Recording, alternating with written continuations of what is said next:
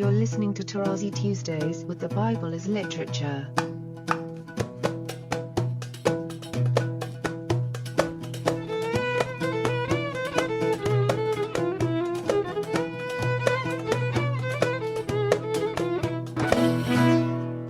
Hi, this is Father Mark Boulos, and you are listening to Tarazi Tuesdays with the Bible as Literature podcast. This week, Father Paul gives an example, one of his famous asides, an anecdote shared in class about a student's old-school Greek uncle and his unsettling biblical attitude about what guests can do with their gifts when invited to his table. I am having a good old time introducing Father Paul on the Bible as Literature podcast, Tarazi Tuesdays. And if you sell to your neighbor or buy from your neighbor, you shall not wrong one another. According to the number of years after the Jubilee, you shall buy from your neighbor, and according to the number of years for crops he shall sell to you. If the years are many, you shall increase the price, and if the years are few, you shall diminish the price, for it is the number of the crops that he is selling to you. You shall not wrong one another, but you shall fear your God. Okay, you as well as I know that the real estate agents do not abide by that.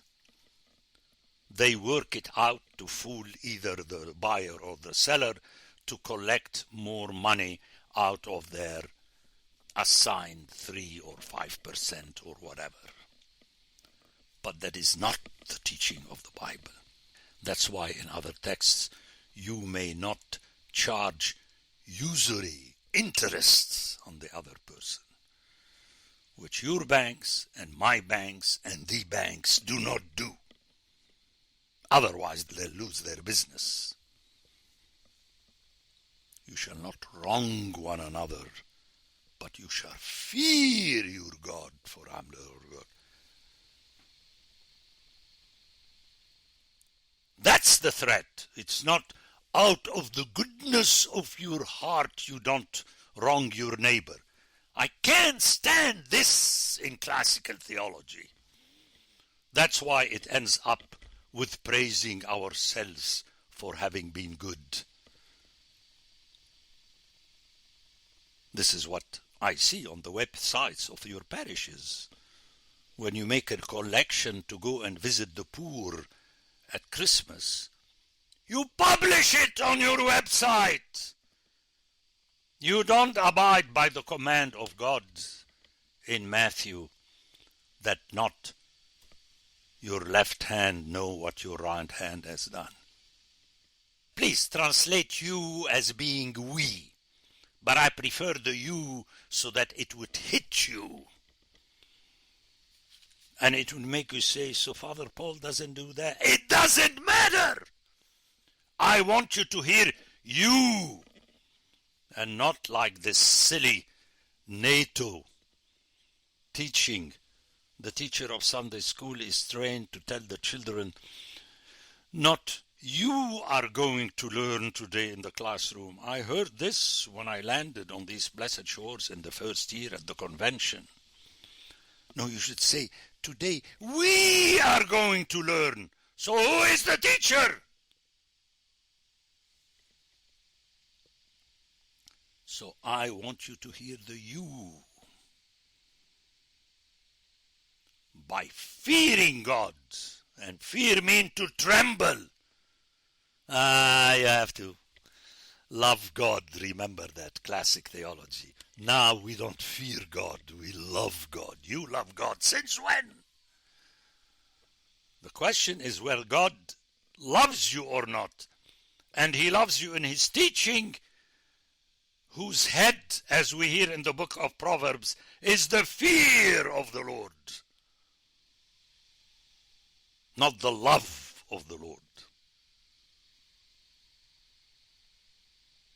And that's why theology betrays you, and it tells you, but in the New Testament, Jesus tells us that we are his friends and we know we're love.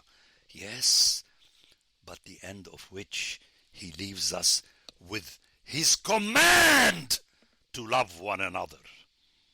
He doesn't say, as the theologians tell you, especially I heard twice this webinar, how to become the light of the world. I mean, it's excruciating. They are praising you to feel that you are the light of the world. No.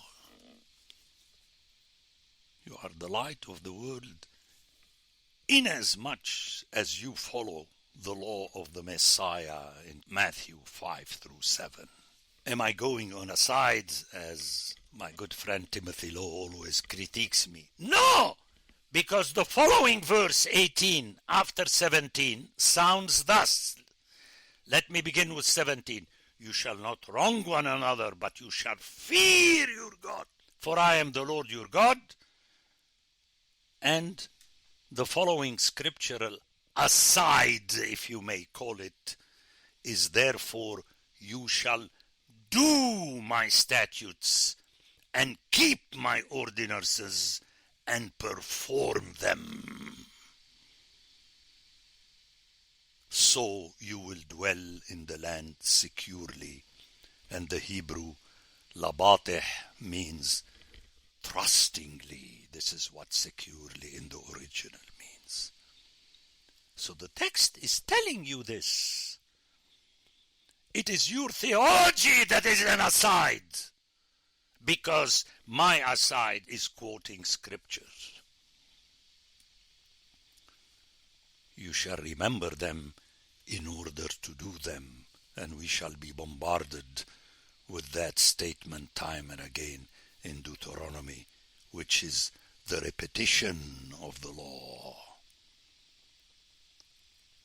The land will yield its fruit and so on. And if you say, what shall we eat in the 7th year if we may not sow or gather in our crop?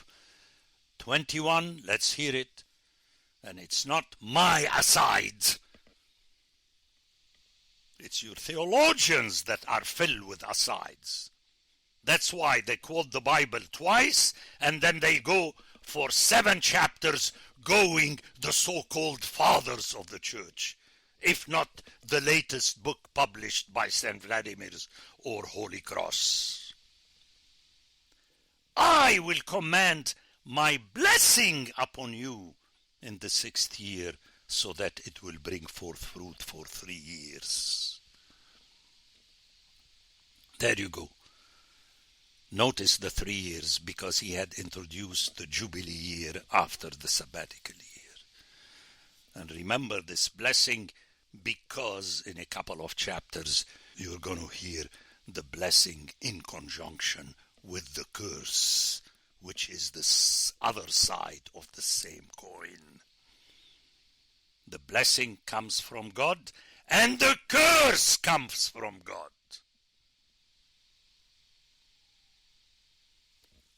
When you sow in the 8th year, you could see that you have 2 years back to back. You will be eating all produce and so on. Then 23, very important. The land shall not be sold in perpetuity, for the land is mine, for you are strangers and sojourners with me. Okay? Write it down and post it on your doorposts inside your apartment. Leviticus 25:23. And that started way back with Abraham and Isaac, where they were supposed to gur, meaning live as a sojourner, to sojourn, to go around, which is connected with the hitalek, back and forth in this land, because it is not yours. Now go back to my comments about ahuzah. You take what is offered to you by God, but it doesn't become your property. Let me go on an aside here. That is definitely an aside, but I need it because I come from the Middle East of my time. Don't tell me today people don't do that in Beirut. Because Beirut now is part of Lebanon, which is part of the US and NATO. Here in America, even a gift means it's a gift, present. You just decide to bring a gift. You're not bound to bring a gift when I invite you to my house. You decide to bring it. But here in America, I learned the hard way. Immediately you're supposed to open the gift so that you can thank the one who brought you the gift in front of the other people. And then more than that, let's taste the wine that so-and-so brought tonight, and you open it. This, in my time in the Middle East, and still around in some areas, it's an insult. Meaning, you are coming to a potluck dinner, you're bringing your food, you're bringing your doggy back. No, in the Middle East in my time, whoever brings a gift, you ask one of your children to take the gift and put it in the kitchen, and better in the bedroom. And you open your bottle of wine. Once the visitors have left, then what was the gift now is no more the gift. It is yours. And then you wait for another occasion and you open this bottle of wine and you offer it to your guests. But you don't take a food or a drink that a guest brought to give it to that guest and the other guests. It's the silliest thing I have encountered on these blessed shores, and I want you to hear it out of my lips, because you're not going to hear it out of other lips. It's an insult. And when I mentioned this in one of my classes in Holy Cross, one of your students raised his finger, and God, in his providence, whispered in my ear, allow him to say whatever he wants to say. And he said to me, Father Paul, you remind me of my uncle who is Greek and who lives in California. And until now, if he sees someone coming to his house, invited to his dinner, my uncle's dinner, bringing a gift, he would tell that person, take it back home or come back or leave it outside the door. I invited you so that I feed you, not for you to share in my feeding. That is different than when the master or the mistress of the house would ask the sister to bring some food. That's different. It's still in the family. But you don't show off. And that student in front of everybody said, and my uncle would abide by that. If the guest insists to enter with the gift, he will slam the door in his face. And according to him, this happened in California in the 90s.